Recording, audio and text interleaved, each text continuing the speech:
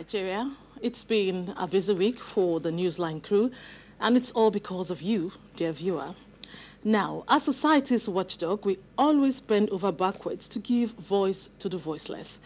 This is once again reflected in a story about a victim of an industrial mishap. A situation will leave you wondering, just as much as an octogenarian's 7 days experience in the forest with the elements as companion, followed by an update on the mentally disturbed woman who caught the attention of a good Samaritan in Abuja. And as you may have noticed, we always tackle family issues here. Tonight, we ask a trick question that parents dread their kids to answer. Very tricky question. I can't wait for the terrifying answers. Then stories to make you smile should be the appearance of a village headmaster many years after his school was shut down, a walk to a bolly joint for a quick snack, and solid traditional entertainment suitable for royal eyes. By the way, my name is Becky Madojemo. Elizabeth Bano takes over now as she brings you the news. Thank you, Becky. A very good evening to you. Thank you for joining us for the news segment. President Goodluck Jonathan departs Abuja today for New York for the 69th session of the United Nations General Assembly. On arrival in New York, the president will attend a special reception to be hosted by United States President Barack Obama and the Secretary General of the United Nations, Ban Ki-moon. The president will, at the 69th United Nations General Assembly, address the Security Council on threats to international peace and security and present Nigeria's statement to the General Assembly on Wednesday. During his visit, the president will hold bilateral talks with the British Prime Minister David Cameron and United Nations Secretary General Ban Ki-moon. The president is expected back in the country on Thursday. Secondary and primary schools are expected to resume in parts of the country tomorrow, Monday, 22nd of September, for the 2014-2015 academic session.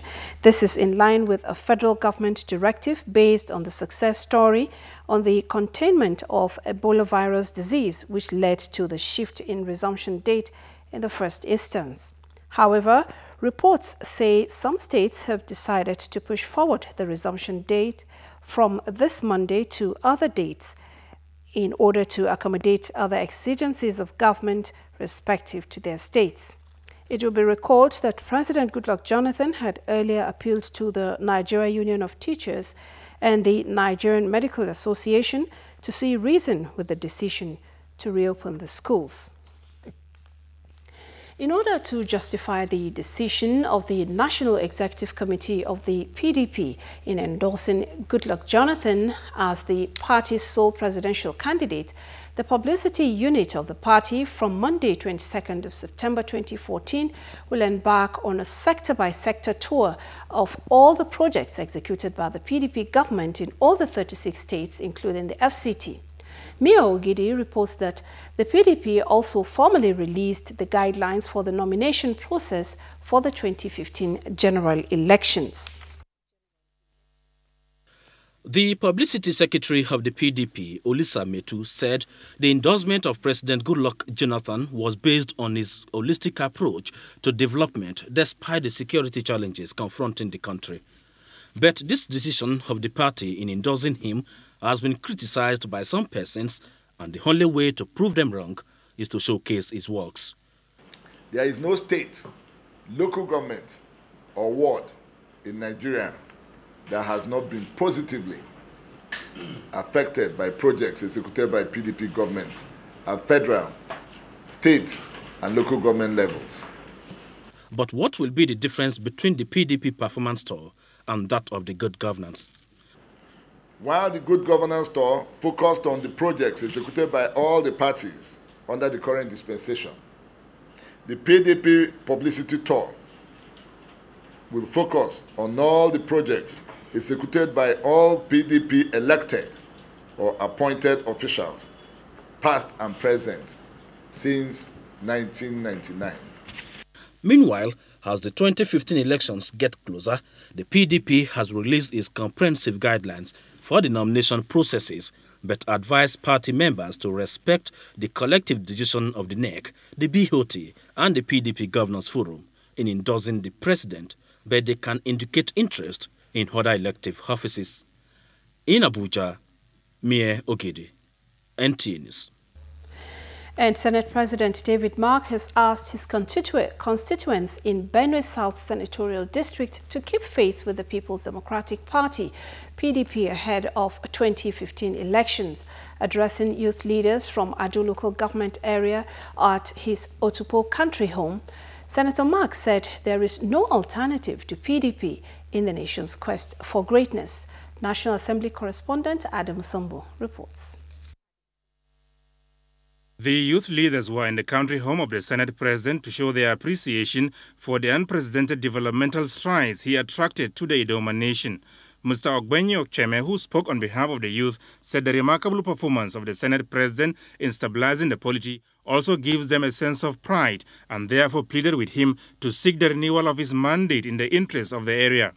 Political parties are endorsing their candidates, especially the PDP, that has given this mandate to His Excellency, the President of this country, who have come to also tell him that the entire youth in Ado local government are endorsing him for the 2015 general elections. The Senate President, who thanked the youth for the show of support, however, said his intention would only be made public after due consultations with various stakeholders. He said his mission remains the promotion of a better society, security, stability, and well-being of the people, while calling on the youth to remain law-abiding and supportive of the Jonathan administration. The Senate President restated his commitment to pursuing the creation of a Upper State from the present Benue State to its logical conclusion. Adamu Sambo, NTA News. Still on the political scene, stakeholders of the All Progressives Congress APC in the Northeast sub-region have endorsed former Vice President Atiku Abubakar as credible enough to contest the presidential election of the party in the 2015 general elections. The endorsement was reached in a meeting of stakeholders of the party in the zone held in Bauchi. Correspondent Bulak Afsa completes the report. The gathering, which brought together APC chieftains, party leaders, members and well-wishers from Adamawa, Bauchi, Borno, Gombe, Taraba and Yobe states, was under the auspices of Atiku Support Group. In his address of welcome, Director General of Atiku Support Group, Abdurazak Namdas, described former Vice President Atiku Abubakar as a man who is capable of ruling this country. For us to be able to push and ensure that Atiku Abubakar becomes president by the special grace of God in 2015. In their separate remarks, State Chairman of the party and Bauchi State Coordinator of Atiku Support Group, Shehu Baroningti, reiterated their resolve of beckoning on Atiku Abubakar to come to the aid of the region and country. Highlights of the occasion include cultural dance and drama. In Bauchi, Bulak Afsa, NTA News. Away from political matters, as the world marks International Peace Day, Nigeria's First Lady, Dame Patience Jonathan, has continued to advocate the prevention of conflicts through dialogue as a way of building peace. State House correspondent Makut Simon Macham reflects on her efforts in this direction.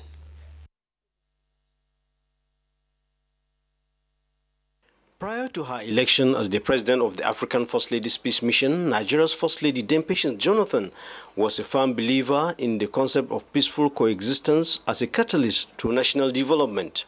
Little wonder African First Ladies gave her the mandate to spearhead their quest for peace building and peaceful coexistence on the African continent. This she has done without looking back, where she continues to speak within Nigeria and the African continent, and indeed the world at large, on the fact that no development can take place without peace in all societies. We are reminded that Africa has sadly acquired the image of the theater of wars.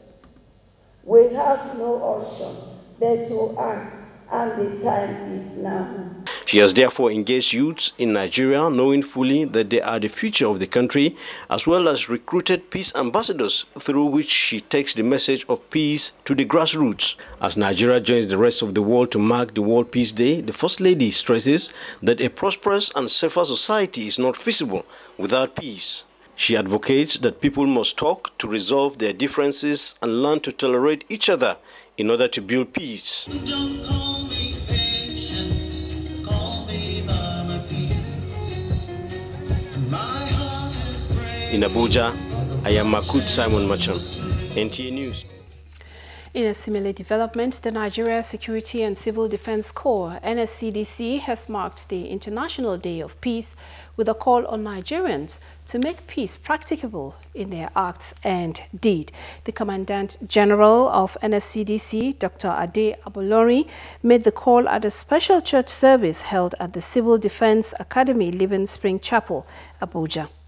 The Commandant General said, in the past 3 years, the Corps, in partnership with UNDP, has keyed into the program as peace is crucial to development. He urged Nigerians to think, make, and talk peace. Still on the International Peace Day, a special church service has been held at the Aso Villa Chapel to mark the day. Nigerians were challenged to embrace peace in the interest of the nation.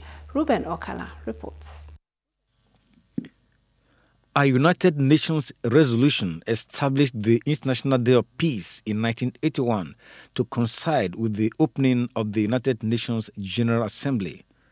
The day is a global observation to canvass the need for peace internationally.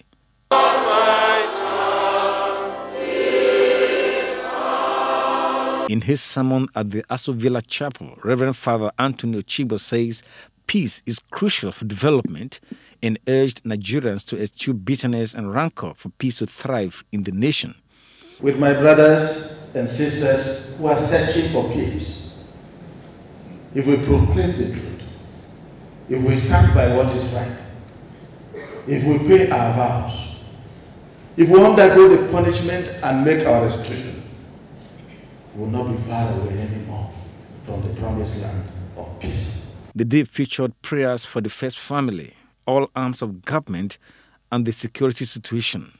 As the President of Nigeria, Lord, we say thank you, we say thank you, we say thank you. This year's celebration is with the theme, The Right of Peoples to Peace. In Abuja, Ruben Okala, NTA News. Members of the Knights of St. John International Abuja branch have been called upon to use their position to preach the message of peace. The Secretary General of Catholic Bishops' Conference, Reverend Father Ralph Madu, made the call in Abuja during a Thanksgiving Mass held in Our Lady Queen of Nigeria in honor of the Grand President, Dan Anebo, on his new position as the Supreme Second Vice President. Correspondent Patience Gayok Christopher has details. The Thanksgiving Mass organized by the Knights of St. John International and Ladies Auxiliary in honor of the Chartered Grand President, Dan Onyebo Okenkenta, was attended by his friends, families, and well-wishers. The Secretary General of the Catholic Bishops' Conference, Reverend Father Ralph Madu, enjoined the newly elected Supreme Second Vice President to unite his members in the service of God. To Sadan Okekenta, who has graciously accepted to be elected into this high office, that the good Lord grants him the strength and courage to be able to very effectively carry out the responsibilities of this new office. The newly elected Supreme Second Vice President of the Knights of St. John's International promised to foster peace among the Knights. An opportunity for more work to promote peace in our community, in our society, in Nigeria. And Nigeria has been one indivisible, one united country living peacefully for over 100 years. Very tasking job, that he is going to do for Knights of St. John all over the world, because he is representing Nigeria. In Abuja, Patience Gayok Christopher, NTA News. More on religious matters. As 2014 gradually comes to an end, Nigerians have been urged to look up to God in prayers and thanksgiving and shun vices inimical to socio-economic growth of the nation. The senior pastor and leader in charge of Cherubim and Seraphim Movement Church, Kubwa, Abuja, gave the admonition at the Harvest and Thanksgiving service of the church. Correspondent Joseph Orok reports. Sermon on the imperatives of harvest and thanksgiving, the clergy said it is only by appreciation in all situations that people and the country can gain more blessings. Every Nigerian is supposed to stop once in a while and ask himself, are you what you are by your power, by the fact that you are better? Even with our situation and challenges, God says we should thank him. Because in thanking God, there is victory. While blaming the insecurity in the world and in Nigeria in particular to lack of knowledge, hatred and selfishness, the senior pastor advised Nigerians to stop running down the president, but join hands in the developments of the country. No matter what people do against this country, he's going to survive. That man is going to rule until God said no more. And so it's high time we all put our hands together, pray for this country, support the government, and you will reap the good of Nigeria. He reminded people that at appointed time, all mortals will give accounts of the activities on earth. Joseph Orok, NTA News. Away from religious matters, the Senior Special Assistant to the President on Youth and Student Matters, Jude Imagwe, has assured Nigerian students that government is doing its best to provide adequate security in various campuses. He stated this at a media briefing to condole parents, the Kano State Government and College of Education, Kano, over the recent attack on the school.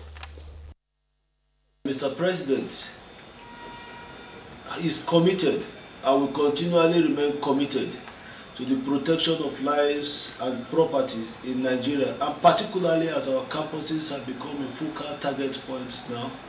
Directives have been issued that all campuses be protected to the fullest, ranging from kindergarten to tertiary institution. Jude Imagwe called on all Nigerians to see security issues as a collective responsibility and be vigilant and report any suspicious movement to the security agencies. The Minister of State Power, Mohammed Wakil, has described President Goodluck Jonathan's achievement in the power sector as unrivaled in the history of the country. Speaking at the peace rally of the Transformation Ambassadors of Nigeria in Gombe, Mohammed Wakil said the Northeast is particularly grateful for the many power projects in the region, despite the security challenges. As the people of Northeast Nigeria gathered in Gombe for the peace rally, it was an opportunity for indigents of the region to project the level of development if peace is pursued by all. Minister of State Power Mohammed Wakil noted that the federal government has awarded contract for the 3,000 megawatts Mambila Hydro Dam project, which is the biggest in Africa, 44 years after the project was conceived, while the Kashimbila Dam has reached 95% completion. The Mr. President has already asked the ministry to prepare for signing of the contract for Mambila, the worth 3,000 megawatts.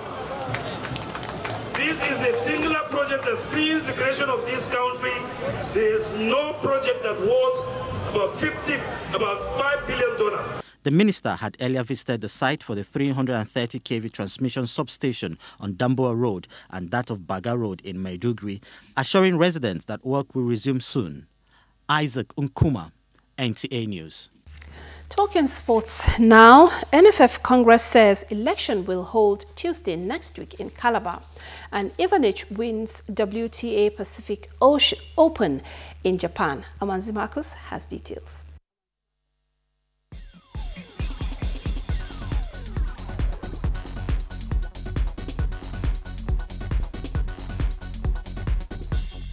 The Extraordinary General Assembly of the Nigeria Football Federation has fixed September 30 as new date for election into the NFF Executive Committee. 85 out of 88 members of the Congress took the decision at a one-day Extraordinary Congress on Saturday in Warri, Delta State. An Electoral Committee and Election Appeals Committee were set up to prepare for the election, where 44 members of the Electoral College will vote in members of the NFF Executive Committee. Director Elite Sports Department of the National Sports Commission, Bolaji Ojoba, declared the Congress open on behalf of Sports Minister Dami Danagogo, who urged the delegates to do everything possible to protect the integrity of Nigerian football. Meanwhile, Jurgen Klopp's winning run against former club Mainz 05 has ended as Shinji Okazaki and Yairo scored to beat Borussia Dortmund 2-0 in the German Bundesliga. Dortmund had won the last 6 against their coach's previous employers, but they succumbed to a first defeat at the Kofes Arena since Klopp's initial return in April 2010. The visitors dominated Saturday's opening hour before Yairo created the opener for Okazaki, the Japan striker scoring a 6th goal in 7 games this season in what was his 100th Bundesliga appearance. Anna Ivanovic charged the net repeatedly to overcome US Open finalist Caroline Wozniacki 6-2, 7-6 in the final of the WTA Pan-Pacific Open in Tokyo, Japan on Sunday. The 26-year-old Serb needed 99 minutes to win the battle of the former world number ones, stretching her head-to-head tally of wins over the second-seeded Den to 5-2. With Sports News Update, Amanzi Marcus, NTA News. And that's the news beat. We thank you for watching. Becky will be back with Newsline after these messages. Stay with us. This report started when the producer of Newsline received a text message from a former producer of the program, Bayo Awushemo, telling her of a situation that may need the attention of the program. Acting on the information, I was mandated to investigate. What I found is about a girl called Nancy. She was still in her teens when her ambition to assist in the upkeep of a family was cut short. Also cut short was a vital part of her anatomy. This incapacitation happened 8 years ago in the line of duty. A meeting between Newsline, Nancy and family members reveals a disconnect between the company where Nancy had the accident over the compensation due her. We advise via discretion, you may find some visuals disturbing. The atmosphere at the Ajegunle home of the Nubians was thick with pain, anger and tears. The story began in 2006 when Nancy got an unskilled job as a packer with Yahoo Confectionaries, manufacturer of bubblegum and lollipops. On the day of the accident that cost her a right arm, she was directed by an expert superior officer to undertake a job outside the description of her duties as a packer. Nancy was told to clean an equipment that had speed blades within. In the course of cleaning the machine, someone, she said, switched on the equipment. That move erased her right arm. It was 10 o'clock, 10:58 a.m. when we have gone for break. So they asked me to go and clean the machine. On the process, I went there to clean the machine. I placed my hand on the machine. Somebody went there deliberately and on the machine. So that was how I was rushed to the hospital. That was how I missed my admission. I cannot do anything. I need assistance from here and there. At times, friends comes around to help me out. She speaks on what Yahoo Confectionaries did after this permanent damage. They only brought a compensation letter worth of nothing, which I reject the money. So how much was contained in that? It was 400 and something thousand naira. But at the effort of Federal Ministry of Labour and Productivity, which they are still trying up to date, they added to 700 and something thousand, which I reject from them. I didn't collect it from them. Her parents are beside themselves with sadness. Nancy's predicament is a major blow to their livelihood. The emotional trauma, they say, cannot be quantified. Since that time, up to this moment, nowhere do they have been suffering. And look at my age now. I'm in touch to 70 years now. What do you want? What they want me to do? Whenever I saw this, my child, in fact, to eat cannot agree me. Whenever I see their friends, they're dressing like a dressing, and this my daughter is somebody that can dress. This my daughter is somebody can see himself dressing very well, but now that it's because of one hand, he cannot dress very well. He cannot move like I see, and he's a hustler, but now he cannot hustle. As I'm talking, every minute, every second, I'm still feeling the pain. They can't do anything. Since then, I called my friends from different places to come and help me and wash my clothes, help me and do things which I don't see myself doing that. We visited the premises of Yahoo Confectionaries True to Nancy's claim, the company is now defunct. We had to approach its parent body, RT Group Limited. Nancy reveals that the group had been in correspondence with her on the matter. After a series of back-and-forth text messages, the head Human Resources RT Group, Kunle Hamzat, told me that he had succeeded in getting us an appointment to speak with the group chairman about Nancy's compensation. He confirmed Wednesday, the 17th of September, for the interview. However, this arrangement was not to be. On Tuesday, the 16th, Kunle Hamzat forwarded a text message written by the chairman of the group that the Yahoo subsidiary of the group had ceased to operate due to harsh economic environment. The message directed Nancy to lodge a complaint with the liquidator insurer. He expressed surprise that Nancy did not take advantage of the offer from Yahoo at the time of the incident and offered no further information on the matter. In view of the lifelong damage to Nancy, are there legal implications, especially with regards to compensation? The liquidation comes after 8 years. What happened between the first, second, third year when the company was in operation? Why was the compensation not paid? You can see that something still fishy, a deliberate act not to pay her. She can still petition the Minister of Labour. The Minister of Labour have the right to take over the matter. The right hand, that may be the hand he used in writing. As a young lady who wants to enter university or sort of has lost all those opportunities, then that will be taken into consideration in constituting the amount that is expected to be paid. Human rights activist Dr. Joe Udumaki lends a voice to call for compensation. Giving a battery sum of 700,000. 700,000. Ordinarily, she rejected it because there is no way one can juxtapose the money that was given with what she has gone through and the disability she has suffered. We need to press adequate compensation.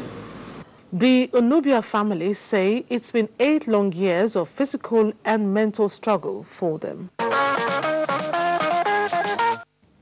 Nothing more to add.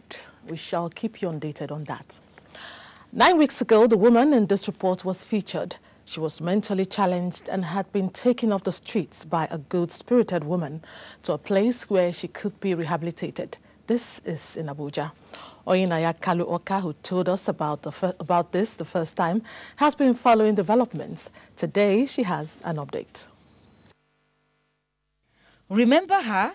Florence Benjamin, the mentally unstable woman found at this spot at 1st Avenue Corner Shop, Gwarimpa, by a good Samaritan, Funto Boniface, who could not bear to see her on the street. Florence was taken to a rehabilitation center in Gwarimpa, where she received treatment. She, however, wished for one thing: to be reunited with her family, who are in Abia State. Few days after the report on Newsline, NTA received a call from one Mrs. Nkiru Akiola from Abia State Liaison Office, Abuja. She said the wife of Abia State Governor, Mercy Orji, is interested in Florence's case. The governor's wife initiated efforts to locate Florence's family from Obi Ngwa local government, Abia State. The following day, I have to travel immediately down to the village.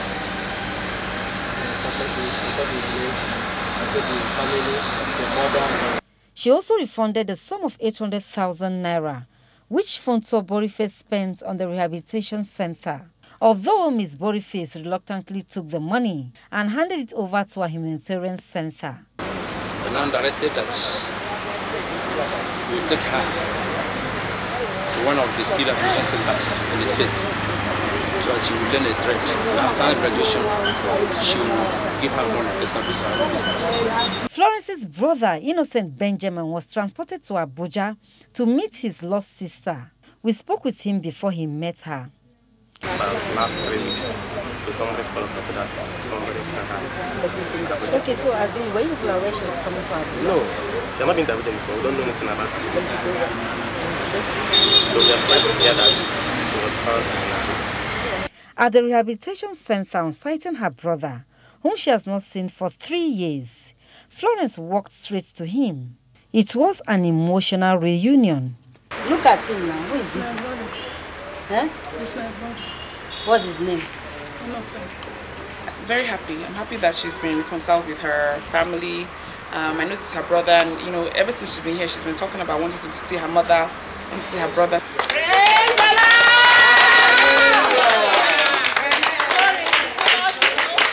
Well, another happy ending for Newsline. We are committed to reuniting families and communities, and that is the more reason why you should continue to watch Newsline.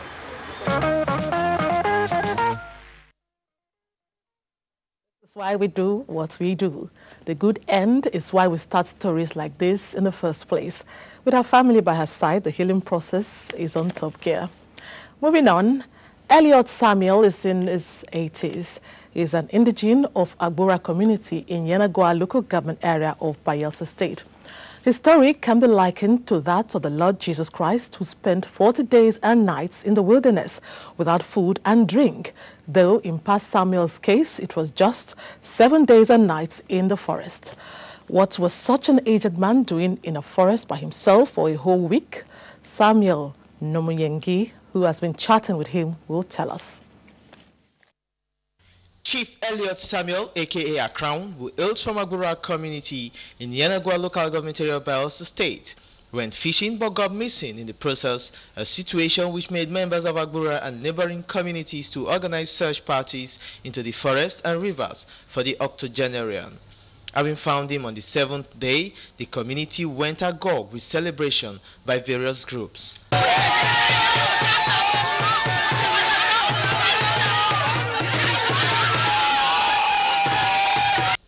Chief Elliot speaks on his experience in the forest, where he said he did not even know how he had stayed that long, as he slept during the nights without any food. I won't find fish now.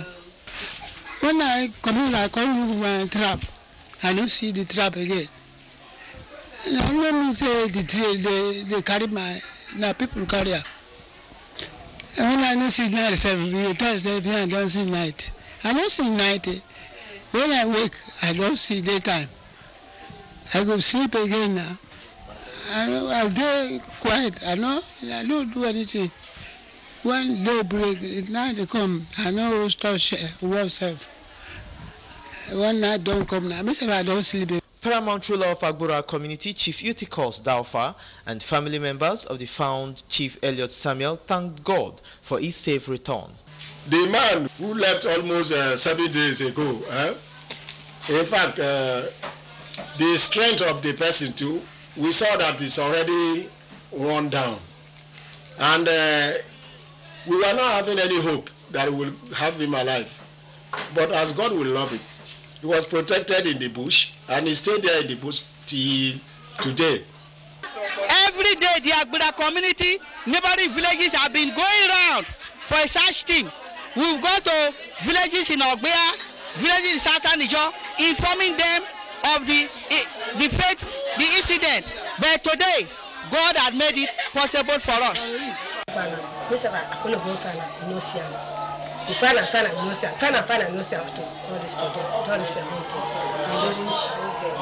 Those who were part of the search party attributed this return to intervention by God, as they invited a native doctor who said the octogenarian was already dead before they found him alive. The family too even went with a native doctor. That native doctor even told us that this man is already dead. They throw him inside the river, they tie him with a stone. But I disagreed. I told him that my God will never allow him to do that kind of thing. God just bring him to us. As we were going up, he was just sitting by the tree, and people are sawing wood just close to him, but he cannot go close to them. Anytime you see somebody, it's just as if he's running. The people who joined Chief Elliot Samuel to celebrate his return say he is a friendly person, which is why they joined in both his rescue and celebration.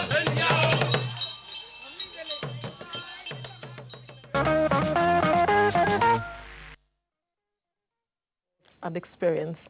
Thank goodness he survived in one piece. When the boy in our next report left his home in Lagos, it was to resume school at the Federal University of Agriculture in Abeokuta. But he did not get to school that day and has not been able to do so since. He is a 100-level student at the university and only 18 years old. Right now, his dream of becoming a great Nigerian someday appears to be fading away. John Battyman will tell us why. Elijah Dekle was full of life and hoping to contribute his quota to the growth of this nation. But on the 30th of May this year, he was involved in a road traffic accident on the Lagos-Abeokuta Express Road. He was on his way to school. I was studying statistics in school. I was growing to become a great statistician. The doctor said I have accumulation of blood in my head and asked to be evacuated immediately. He was first rushed to Olabisi Onabanjo University Teaching Hospital, Shagamu, then to Lagos University Teaching Hospital, and later the University College Ibadan. At this time, doctors were on strike nationwide, and this did not help Elijah's condition. Now he's back at the Lagos University Teaching Hospital. The injury to his left eye is deteriorating. The only way out for Elijah is surgery, which his family says could have been carried out long time ago, but for financial restraints. The doctor said that his treatment could not be done in Nigeria. They gave us two options. They said that the first option was we should try and fly him outside Nigeria, where they have enough equipment to perform the operation, because it has to do with brain, and he has some cracks at the foresight, at the left eye. The bright side is that Elijah's condition can be tackled with adequate medical attention. Moving on, some questions can really be difficult to answer, and trust me, their answers might not be hard, but would require deep thoughts and analysis. One of such dicey inquiries that seek a reply is the issue of preference for fathers or mothers. Jennifer Igwe, who went to town in Lagos to find out why this question is usually difficult to answer, was shocked at how quick some were at picking their favorite parent. Children can love both parents and still favor one over the other. Same for adults, because they are always kids in the eyes of their parents. Sometimes, without planning or thinking it through, children somehow develop a stronger pull towards one of their parents. Many are often uncomfortable to acknowledge this preference, so would outrightly deny anything like that exists. They can't be blamed. It's indeed a tough call choosing between one's mother and father, especially in families where strong ties exist. When you go into the school of psychology, the Freudian school talked about the psychosexual stages for every human being. In men, we see it is known as the Oedipal complex, and in the girls, we see it as the Electra complex. What this generally means is that when a male child is growing up, is in competition with the dad for the mom. While on the other side, for the girl is the Electra complex, which you see girls loving their dads more than their moms. And in history, a man has actually killed the dad to marry the mom. But are there reasons and experiences that can make children prefer one of their parents? It happens at a time. My father abandoned my mom for close to 6 months, and she suffered only her just to make sure that we are well to do. I love my mother more than my dad. She gives me everything I want, and she has been with me. You know, dad are always busy, so I'm always with my mom. So I've used to ask her anyway.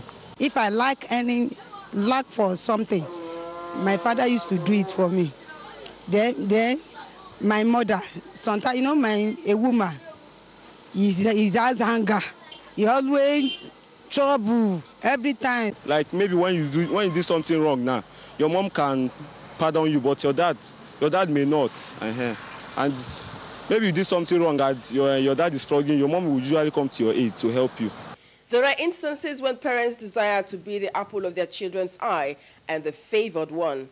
To secure their status, parents often become vulnerable in making decisions that make children feel good rather than providing an environment necessary for growth.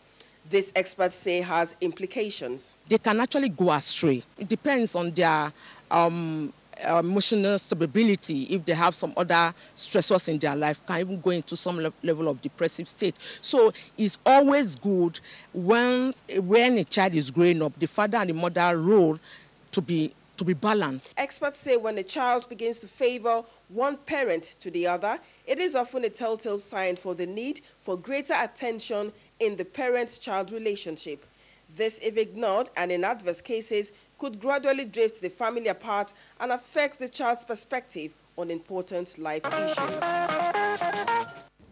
Some people are very brave. No way would I have answered that question. I love my parents equally. Take that to the bank, it would bounce. What is it that will make anybody post a nude picture of themselves on the internet?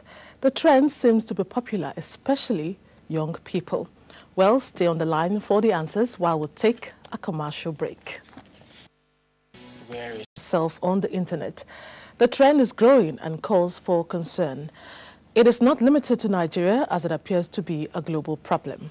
Equally worried by this is Jennifer Igwe. In seeking answers, she went to a psychologist to find out what frame of mind would make a person do such a thing. A selfie here, a selfie there, bam, Facebook, Instagram, Twitter, and all the many social media platforms. Nothing wrong with it, but it becomes worrisome when people post nude and near naked pictures of themselves on the social media.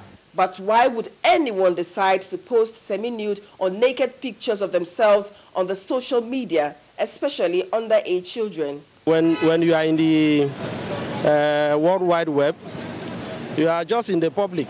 So if you place a nude picture, that means you can go on the street naked. When they will just look and say, this is that girl that I saw her naked picture. And, you know, the thing is, these nude pictures really will get you up there than when you are just your normal self. That's why you see celebrities is everywhere. Completely irresponsible of those who place those naked pictures on their social media. Snapping and posting pictures and selfies on social media is in vogue. It cuts across gender, status, race, and age.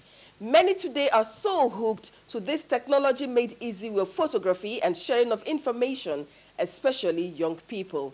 So addicted are some that they virtually upload second by second and minute by minute pictures of themselves and anything they do or see. This new age means of communication takes a different and scary dimension when people, especially underage children, post semi-nude and nude pictures of themselves on the social media. When people post semi-nude pictures on Facebook, which is supposed to be a social media platform that can go viral, that can reach millions of people, I say, don't just take it as a pinch. Don't just look at it like, oh, this person has gone wacko. Some of them may be suffering from very low self-esteem, lack of confidence. Some may even be going through some level of emotional instability, maybe abusive relationship or thereabout. And that is the only way they can, release that tension. Because when they are there, people are bound to make comments, whether positive or negative. So I always say that we shouldn't see it like it's always an attention-seeking thing that person wants people to know that I have big boobs. There could be some level of psychological or emotional issue this person is dealing with. Some Nigerians are of the opinion that whether for monetary incentives, social communication or hobby, there are long-term implications for posting naked pictures on the internet. My advice to them is that they should stop it, because it will one way or the other, it will earn them back in future.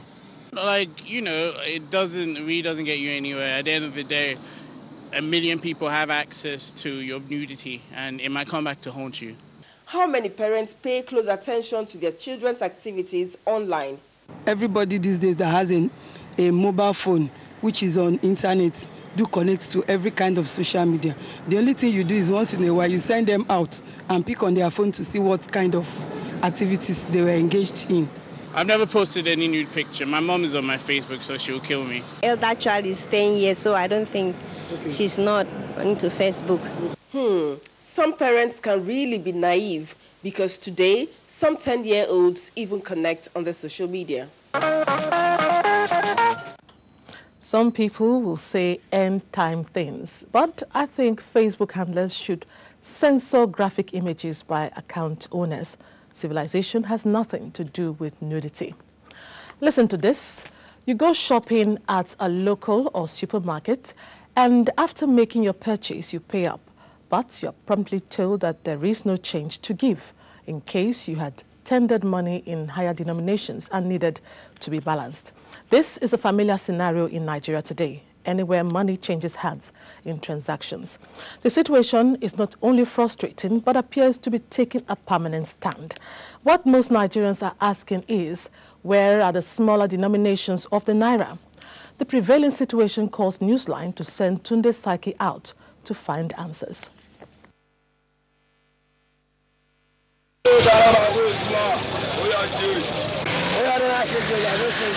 That is the new language of motor park boys known in Lagos as Agberu, and commercial bus conductors at motor parks in the metropolis, sounding it loud and clear to would-be passengers of what will befall them if they do otherwise.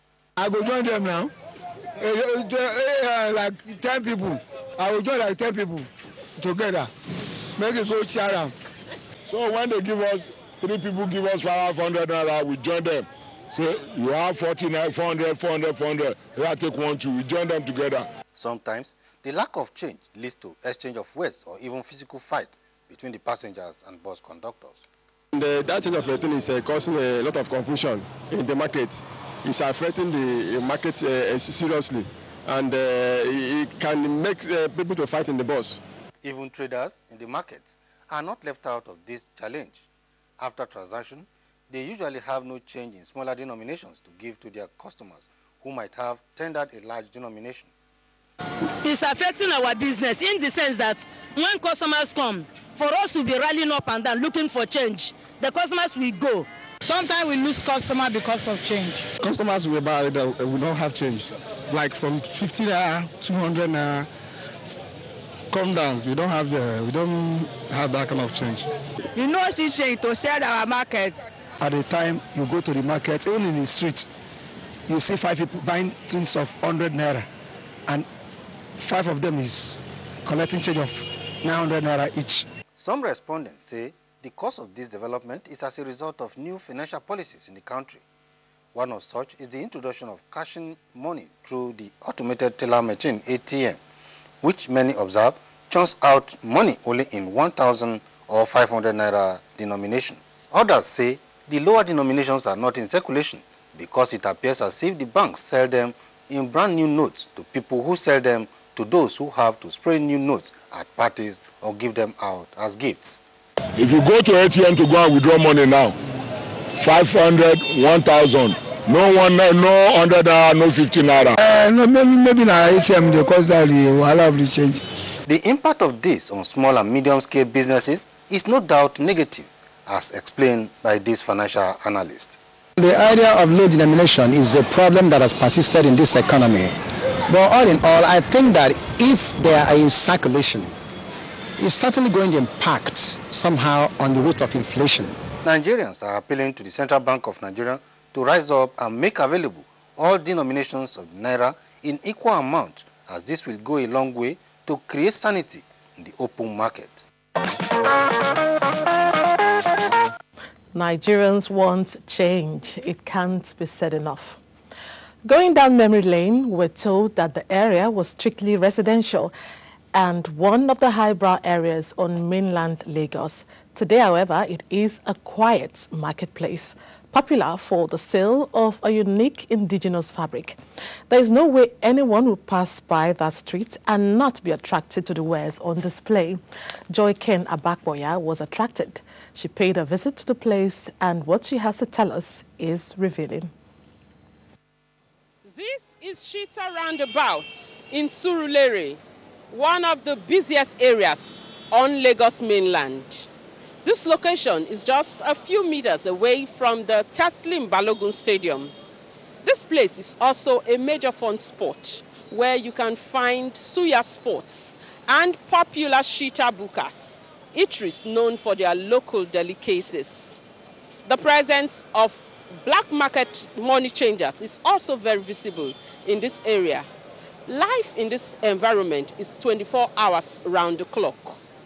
There is, however, another major business that is going on in this area that you cannot miss, no matter how fast you drive. It is the Adire Market on Akerele Road. Let's go shopping. Once a solely residential area devoid of business activities, Akerele Street in Surulere, Lagos has over time become a major market for clothing. The vicinity is lined up with shops and makeshift stores where one of Nigeria's timeless fabrics, the Adire, is sold. Adire production in Nigeria is traceable to the Yorubas of Western Nigeria, with the women mostly involved in the art of tying and dyeing the material. These days, the designs are as unique as they are innovative and in different colors. In time past, the Adire was used by women solely for buba and iro, while the men used it to sew danshiki or jumper. These days, with modern fashion trends, the Adire are made into gowns for any occasion: shirts, trousers, knickers, suits, you name it, for men and women. Some of the designs on display here, however, reflect Nigeria's rich cultural heritage. Others simply tell fantastic stories of past histories through the art of tie and dye. Back to Akerele Street, the array of clothing made with Adire in different beautiful colors that line up the street attract the attention of passers-by, turning some of them into window shoppers. Out of curiosity, Newsline asked from someone who knows how the popular Akerele Street became popular as a market for Adire. It's the Gambians that originated it. They were the people that were here in this area. Where they have space and where they can accommodate them, that is where they will stay to do their business. The time when it is started, the time when I start, people begin come. But that I get it 30 for workers. Though it appears like a small market on a popular street in Surulere, those who deal in the trade right here say the Adire has a wide appeal not only to Nigerians. Sometimes we do supply to America, UK. With your contacts, you supply anything they want. We don't have cloth. We just finished the contract. It was 1,500 pieces from abroad. It's every year they used to do it. For a little variety, fabrics from some parts of Nigeria and Africa that are not Adire complement the brand. Well, you will agree with me that it has been fun walking through the Adire market on Akerele Street and learning a thing or two along the way. That road is more or less a tourist spot. Foreigners always visit there to purchase our local designs. Thanks, Joy, for sharing. In Lagos and across the western region of Nigeria, it is called boli. Yes, roasted plantain. From the access this report is from, Yenagoa, it is simply called roasted plantain. But in central Ijo, it is called fem beriba. It is a delicacy most people love. The aroma is just great, especially when it's being roasted. Some eat it as a snack with roasted granules, roasted fish, or palm oil, while some eat it as a full meal. Whichever way you choose to eat it, it is great. However, there is something about the locations where most traders of roasted plantain choose to carry out their trade, and that is what caught the attention of Ikem Ije in Yenagoa. She went on an inspection tour to find out why and will relay her findings right now. It is better described as an African delicacy, widely eaten by both the old and young, both the rich and the average. A food that has no class disparity. Roasted plantain, popularly known as bole. In Nigeria, people in the South-South region cultivate plantain in large quantities. Plantain, according to experts, is a very important diet because of its numerous nutrients. It is rich in low carbohydrates, dietary fiber, vitamins and minerals. The nutritional value of plantain is said to be greater than that of its closest relation, banana. Rich in potassium, which helps in cases of diabetes, hypertension and heart attack. Also contain vitamin A, B6 and C, which helps to maintain vision, good skin and builds immune system. In fact, it's one of the food we prescribe mostly for our pregnant women or for our young ladies that they should eat. One, because we have discovered that it contains a lot of iron in it, and a lot of iron that is vital in red blood cell formation. So if you are looking for blood, people who say I have short of blood shortage, one of the food we recommend them to eat is what? Unripe plantain. Driving round Yenagoa metropolis, spotted different places where plantain is being roasted and sold. Most of such areas are mainly by the roadside, under what could be referred to as makeshift. Aside dust from vehicular movement, it was observed that some of the places are not neatly kept. Some buyers say, inasmuch as it's part of their everyday meal, they are conscious of the hygiene before buying and consuming roasted plantain, popularly called bole. You seem to like it? Of course I like it. I take it for my lunch. I don't just go to any place and buy it because of that, especially in the situation of this Ebola virus they're talking about now. I hate it every day. That's why you see me grab like this. If the place is dirty, you cannot go there. For many, roasting of plantain serves as a source of livelihood. But to attract more buyers, some sellers say they observe proper hygiene as one of their market strategy. What does it take to start up this business? Well, market fee start in case any amount, you not go even more than 5,000. Plantain we dey buy 6 for 400 naira. You go buy charcoal, buy oil bottle 500. We dey use 3 bottle.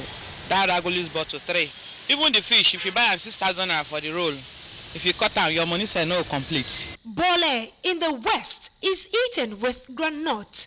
However, in Bayelsa, it goes with fish and sauce known as gravy, with one sold between 50 naira to 100 naira, depending on the sizes.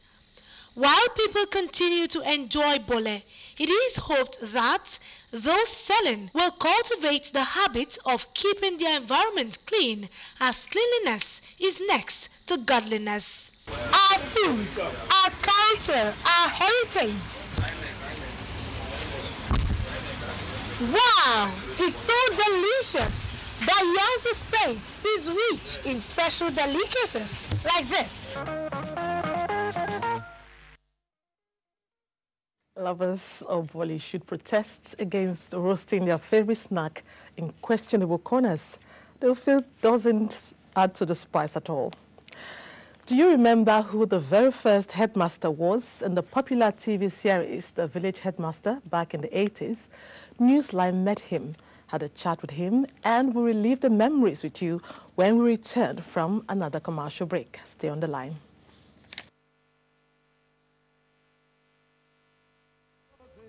Welcome back.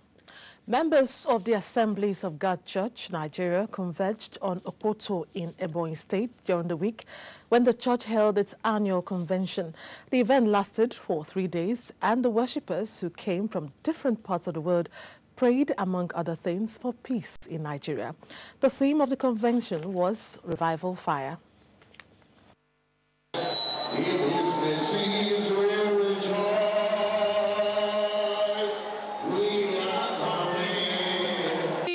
Convention known as Peniel featured special prayers against Ebola virus, Boko Haram insurgency, corruption, economic stability, and peaceful general elections next year. The event, presided over by the Acting General Superintendent, Reverend Chidi Okorafo, also featured goodwill messages, revival nights, clinical revival, and power nights. Speaking on the theme, Revival Fire, Reverend Okorafo challenged Christians to be good agents of God. He said good Christian messengers must have the courage and confidence to convince sinners to return to God for their salvation. Our heart desire is that God will bring back to life seeming dead bones, that we shall be active and begin to carry on God's assignment for the church. Success with over 80,000 in worship, I can assure you that is one of the greatest mega services Assemblies of God has ever had. A medical practitioner, Dr. Okechukwu Okeke, who delivered a talk on Ebola virus, said environmental and personal cleanliness are the best ways of preventing the disease. Some participants who spoke on the event said it was very successful. Spiritually, we are really balanced and we are really eating fruit from the throne of grace. And we thank God because of the speakers that was announced to preach. The caliber of speakers, the messages, and again, the attendance, and then the atmosphere. There is peace, there is joy, everybody is jubilating, rejoicing, and in fact, the fire of God, the fire of the Holy Spirit is really strong. It is the bank's newest branch and it is ultra-modern. During the week in Lagos, it was commissioned. Diamond Bank PLC says in this bank, customers will experience banking services like nowhere else. Tekla Wilkie was at the commissioning and reveals some of the outstanding qualities. The building, which stands tall and imposing on Ajosa Diogun Street, Victoria Island in Lagos, is a testament of what it has to offer to customers of the bank.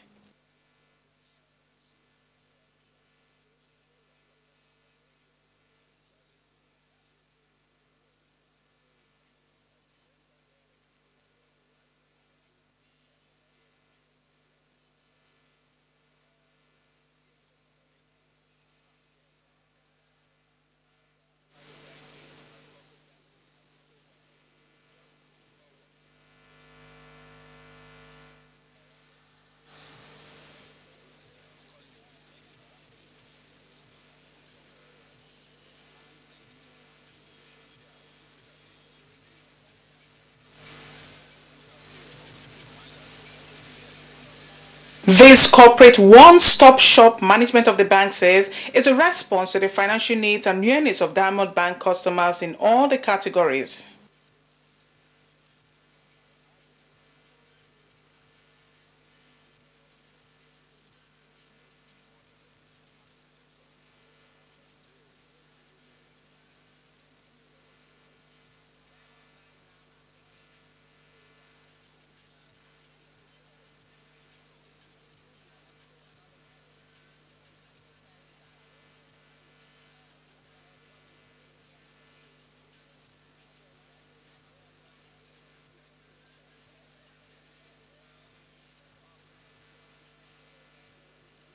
Management of the bank says it will continue to raise the bar in ensuring that customers of the bank enjoy world-class banking services in a comfortable and relaxed manner and in an environment that is fully equipped with cutting-edge technological services available in the financial sub-sector.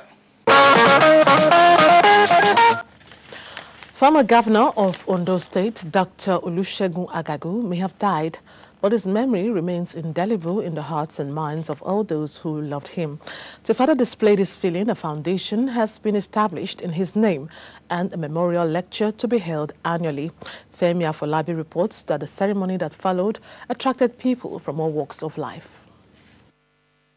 Dr. Olusegun Agagu, former governor of Ondo State, may have died, but his family members and those who believe in his political and leadership style will want to keep him afresh in their memory.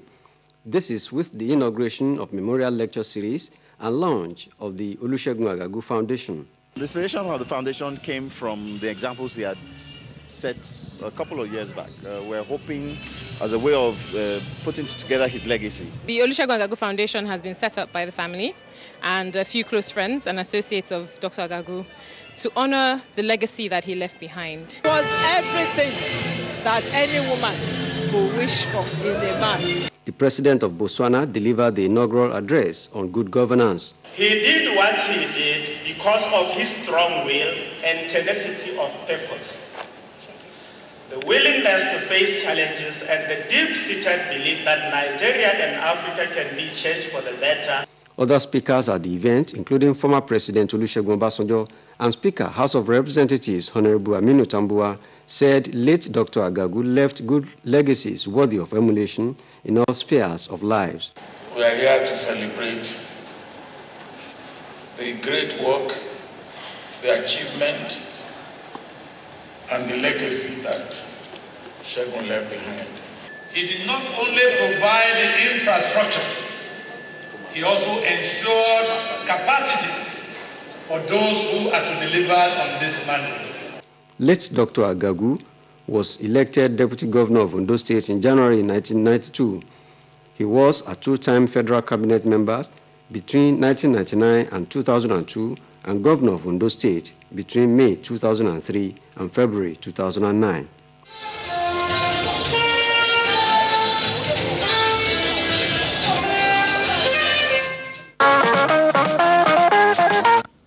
Moving on, Hotel de Jordan, The Masquerade, Second Chance, The Village Headmaster were some of the popular local drama series that made waves on the NTA in the 1970s and 80s. So interesting were they that Nigerians practically ran home to keep date with the episodes. It is with nostalgia that I remember those times well.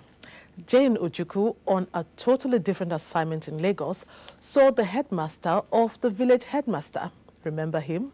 Always prim and proper in brown khaki knickers, short sleeves, and a tie. Yes, Jane, who was only a little girl in primary school at the time the series ran, was awed by his presence. She could not let the opportunity pass to chat with him and share the experience with all of us.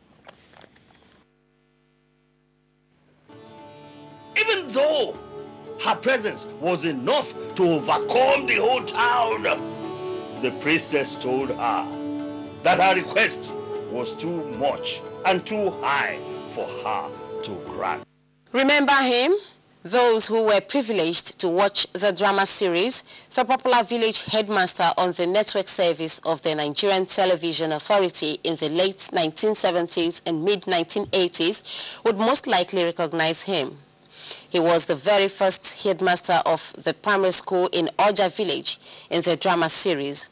His real name is Femi Robinson. Mr. Araba, as he was known on set, was played by this veteran, Femi Robinson, who was then in his early 30s. He recounts with nostalgia his days on the Village Headmaster set. My days on Village Headmaster, it was interesting because we came together to tell stories about Nigeria, written in particular by Segun Olushola, the late Segun Olushola. Segun Olushola decided that Nigerians, they were watching too much of documentaries and a lot of things that are based from Britain, all those comedy series and things like that. We were very, very happy that there was something African that was coming up. The veteran actor and playwright says he wrote some of the scripts in the series back then. He shares his opinion on the Nigerian film industry, Nollywood. Movie industry in Nigeria took off badly. And as at the present moment, it will be very, very difficult for it to be straightened up. It's like most of the people you have in the movies today, tell them to come and act on stage. They will not be able to act on stage.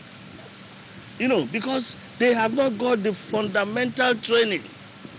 If well positioned, Nollywood, he says, can play a vital role in branding Nigeria, just like Hollywood promotes the United States. Most of the main films you see produced in America, at the end of it, you heard them say, God bless America. You understand? Because they know how many of our artists think that way. How many of them write scripts to that way? I write scripts and I go and look for a tourism destination.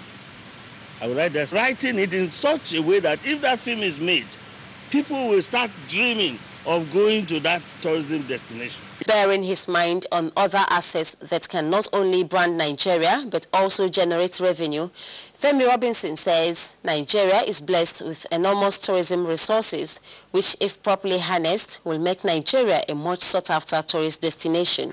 If we are able to develop our tourism very, very well and make sure that people come from outside to come along and pay for our products, then we'll be okay.